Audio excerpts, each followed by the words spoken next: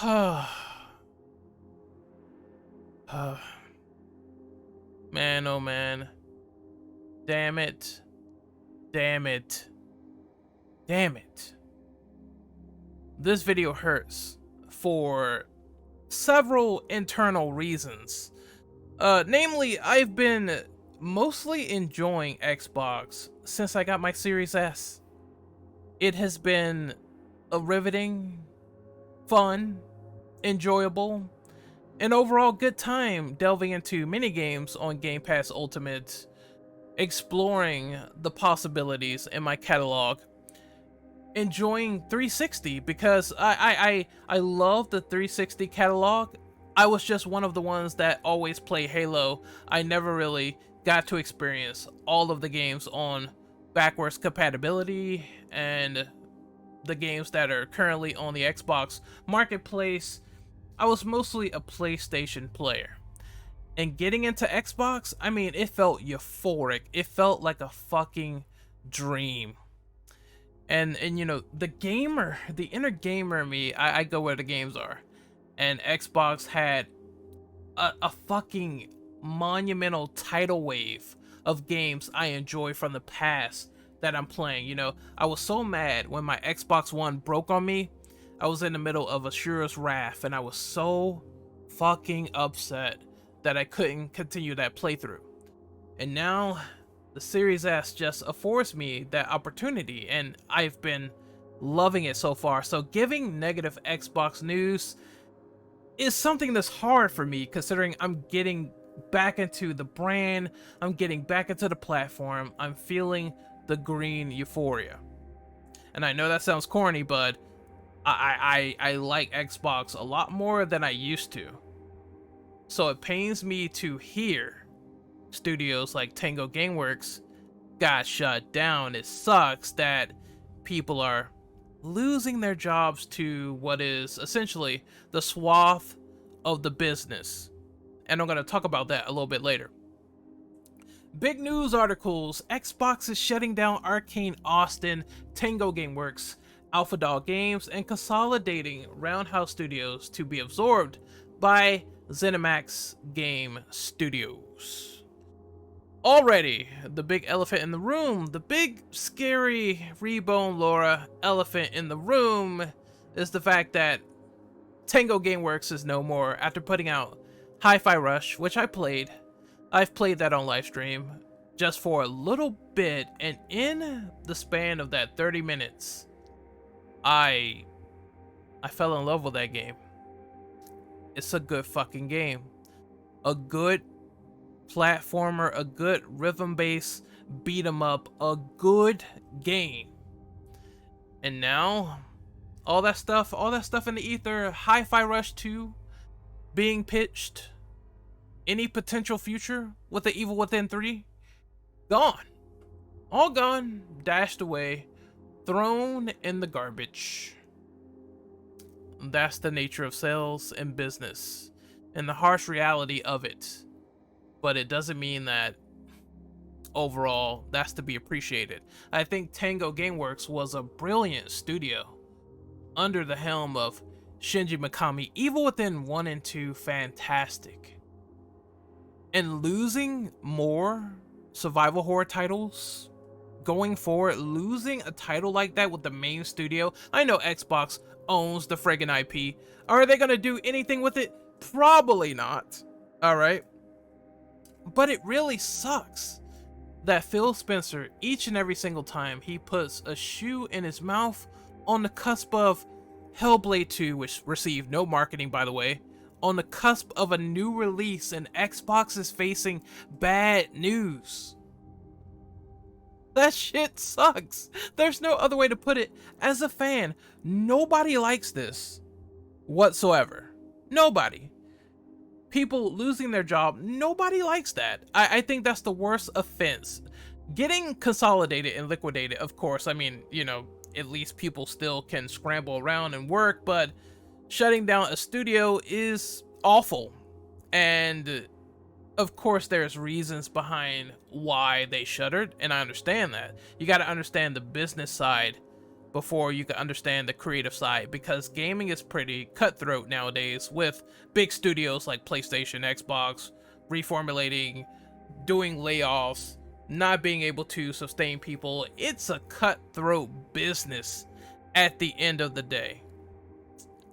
Arkane Austin, they were behind Dishonored, and I think Prey as well.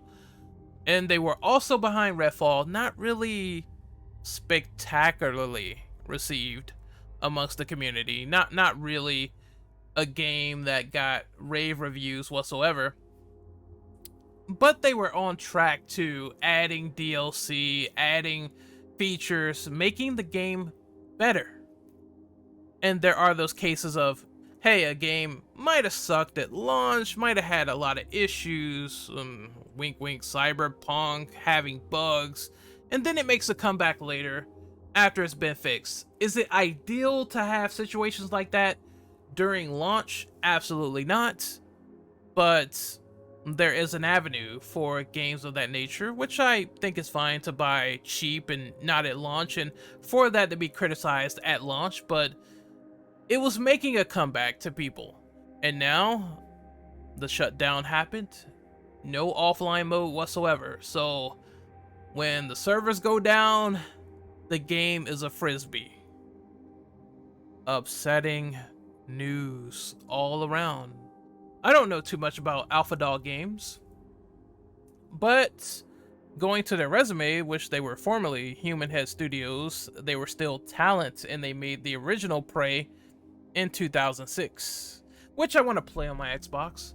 They didn't make anything too noteworthy recently, except for the trash fire that was The Quiet Man, but I mean, hey, it's still talent gone.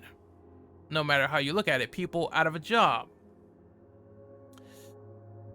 And I know next to nothing about Roundhouse Studios, but they could have suffered an even worse fate due to the absorption. Like, they could have been fired, but at least they got absorbed. It's an awful day for Xbox, and look at the sheer lies from Phil Spencer. Let me just check my audio real quick. Yeah, it's on. Okay, so just listen to these videos, man. Listen to this one in particular. Sarah Bond and Phil Spencer straight up lying. Just like Todd Howard, baby. Tell me sweet little lies, Sarah. Tell me. Developer Lionhead. We acquired Lionhead in 2006, shut it down in 2016. A couple years later, we reflected back on that experience. What did we learn? How do we not repeat our same mistakes? You acquire a studio for what they're great at now, and your job is to help them accelerate how they do what they do, not them accelerate what you do. What the fuck was that? Like, okay, this is the Fable studio that was shut down, and I've been playing Fable too.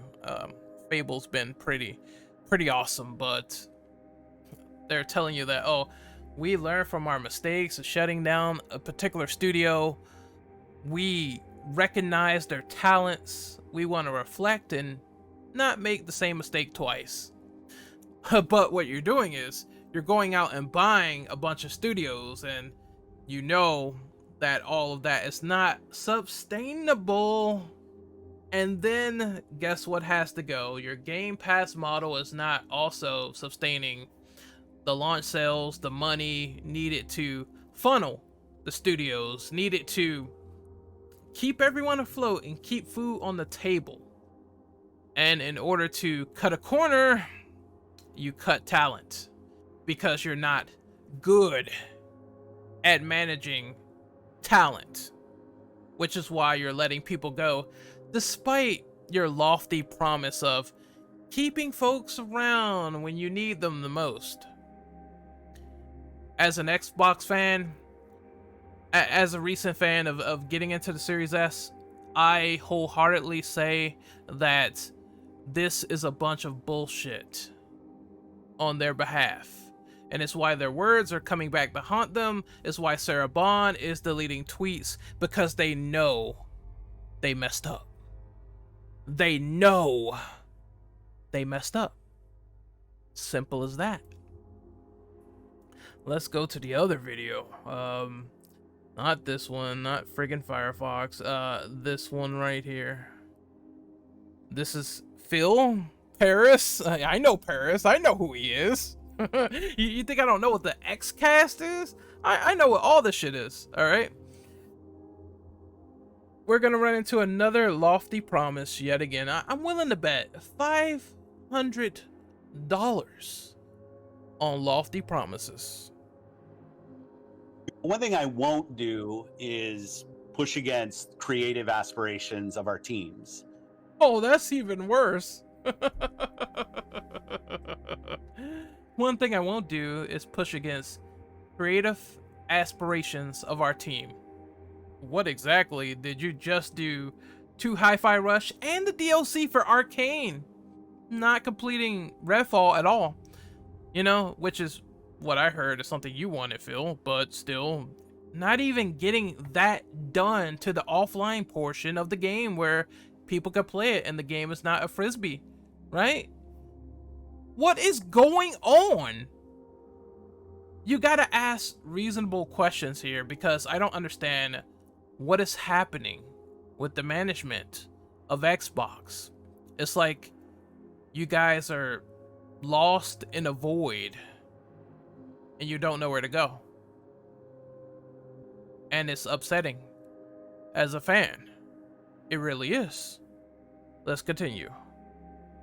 I'm a huge supporter of Arkane Austin. Their track record is awesome. I love a lot of the great games that You're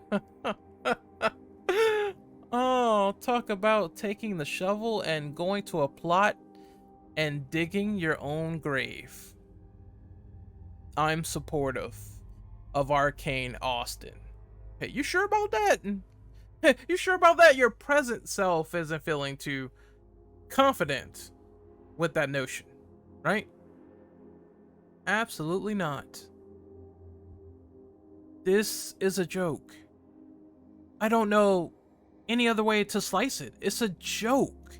The words don't make any sense. It's all fibs. It's all smoke and mirrors. All of these interviews for nothing. Nothing. Reflect back on nothing. That's what happened. No results in positivity whatsoever outside of, you know, some of these studios seeing their games and seeing how they hit the light of day. I mean, that's something to be proud of, but in the end, you axed them. Phil the Axeman Spencer. they've built. They're a very talented team. I love that team, and I still do. And I will totally bet on them to do another great game. Totally bet on them to do another great game. Right. Right. In the process, they were making a new single-player immersive sim, such as a new entry in the Dishonored series.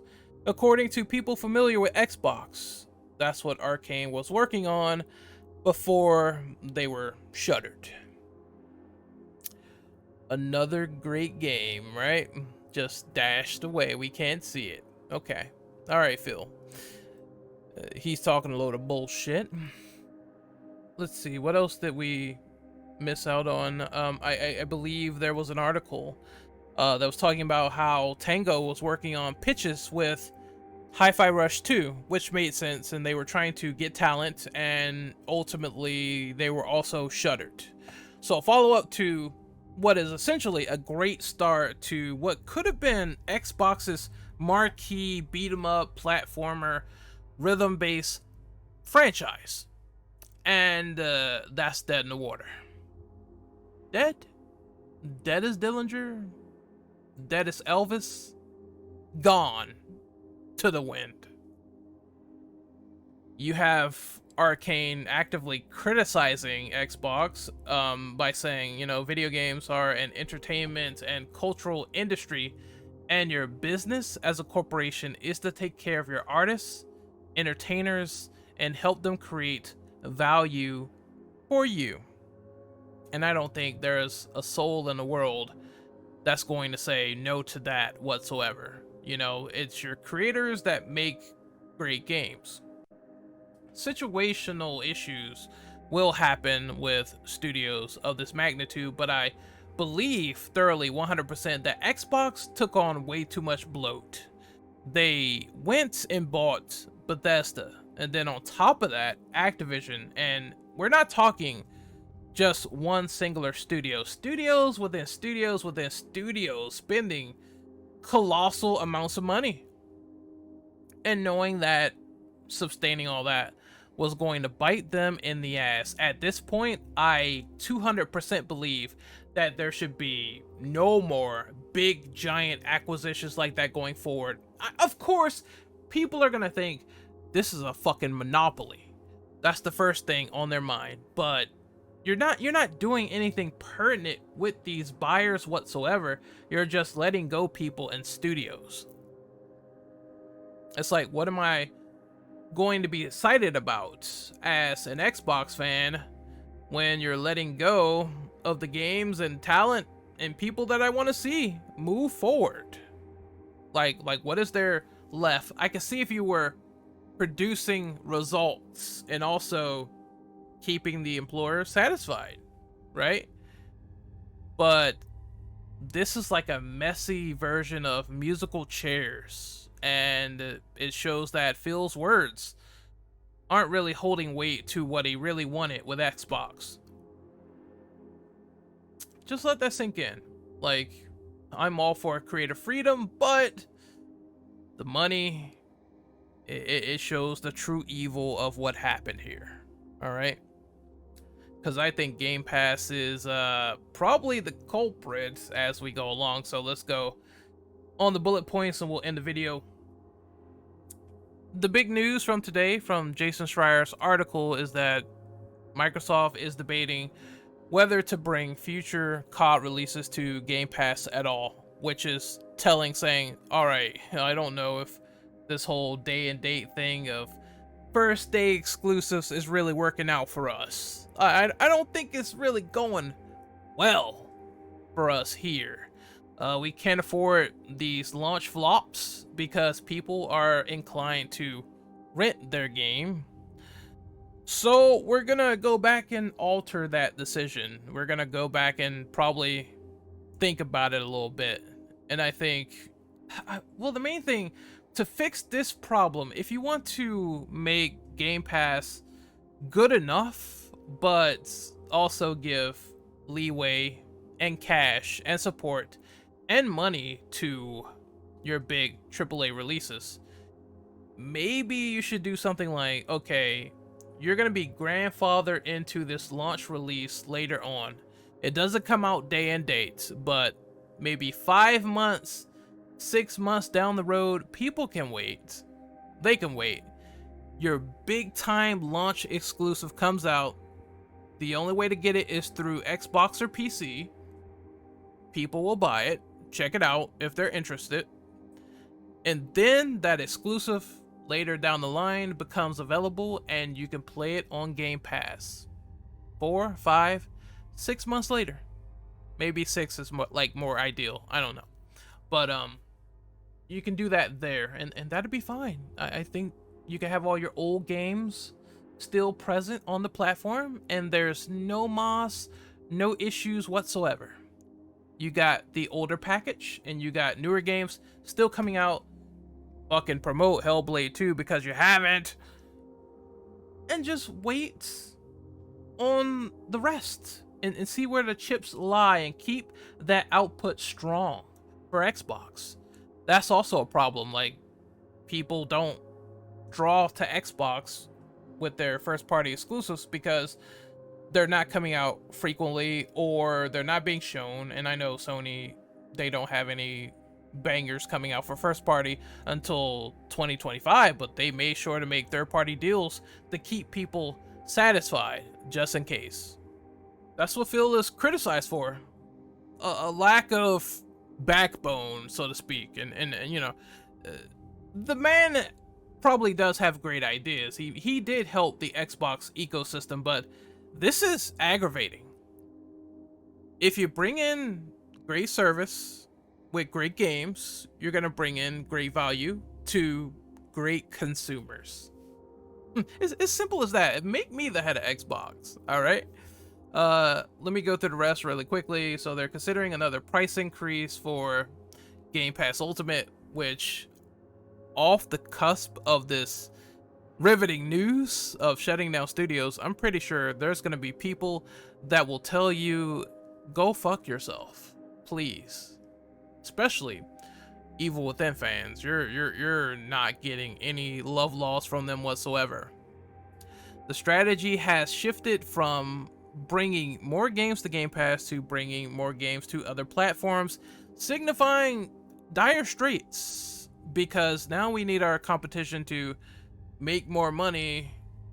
This is not sustainable enough to one platform only or two platforms only. We need PlayStation and probably Nintendo to bail us out of this jam with our exclusivity and our issues. Like, okay. As fireworks go outside. But still, that's a joke. Again, that's showing that you're not strong to stand on your own merit, and of course all these acquisitions hurt you at the end of the day. Hellblade 2 coming over to PS5 once again, just like the top. It was coming. After Hi-Fi was ported, it was coming. After Sea of Thieves was ported, it was coming. Now, I don't mind games being ported to other platforms. I think that's great for more people to play. That's fine. But you could tell this is low-key a desperation struggle move. It is. And the only way they're going to recoup is by doing a move like this. Even if they bring it to the PS5, which is consideration once again, it's not sure that it could be considered a success, meaning I don't think all the chips are down on Ninja Theory. Holy shit, this is intense, man. Xbox employees are bracing for what's next. There are whispers of layoffs planned for core Xbox Game Studios teams, meaning more to come, and more Reapers and more bad news. More Grim Reapers knocking on the door at Xbox. This is not good.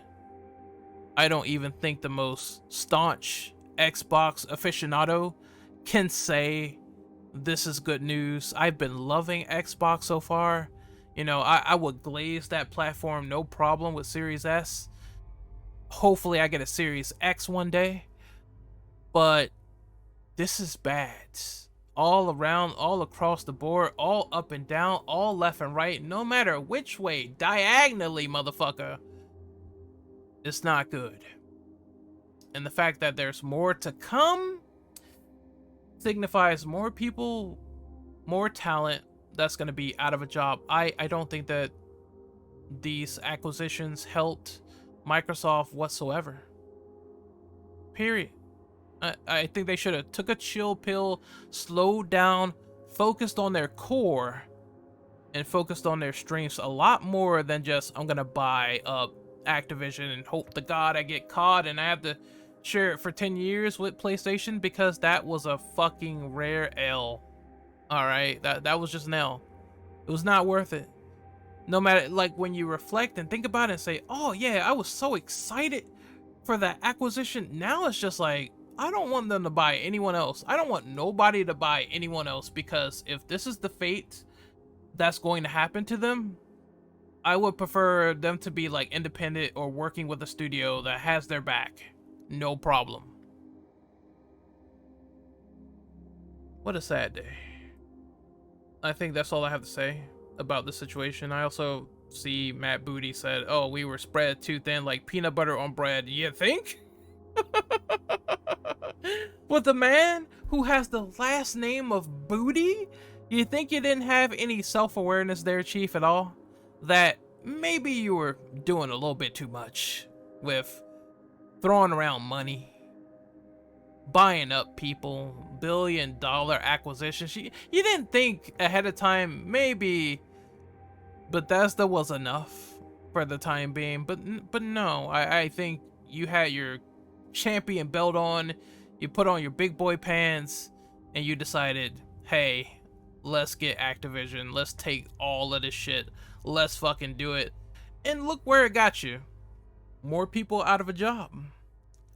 More people out of a job. Xbox needs refocus. Hell, even if Phil Spencer stepped down, maybe that'll be much better for his mental health, and maybe it'll be better for ours if he did.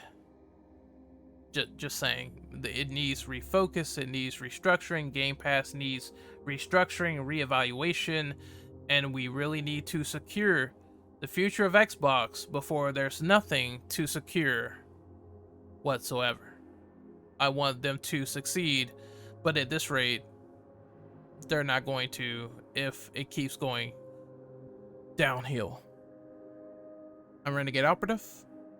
I'll see you guys next time. Rest in peace, Tango Gameworks. Later.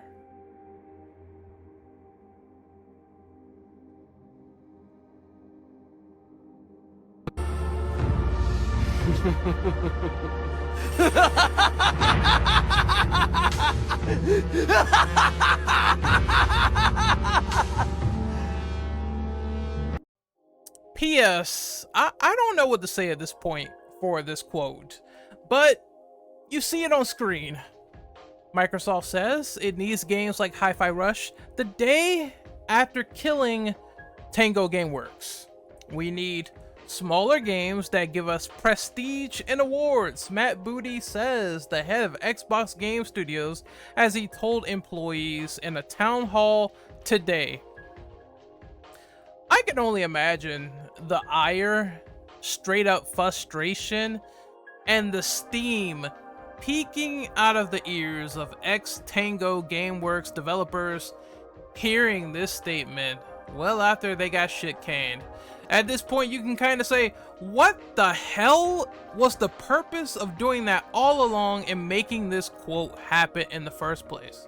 You just canned a studio that made you a relatively smaller game with creativity, with ingenuity, with an interesting premise behind it, with the rhythm-based combats, and you say you need more smaller games. How about you say, go fuck yourself, because this quote is nonsensical. What are you gonna do with like smaller games if they don't do well? You're gonna shit can them too? Like, at this point, Xbox, look, I love you, baby. I love you. I love the relationship we have, but this PR is an off again, on again relationship, because it's mostly off at this point, because this makes no sense whatsoever to me. This is like divorced from any form of cohesive logic whatsoever. You need smaller games. What happens if they don't get monetary support and you shovel them on Game Pass where you know it's not working? You're gonna shit can the studio? People have every right to be worried at this rate because of how you operate. And because of how you operate, I mean, at this point, the trust is gonna lower and lower and lower. Prove yourself. That's the only thing you can do at this rate. Prove yourself and hope that people will not forget, but they will forgive.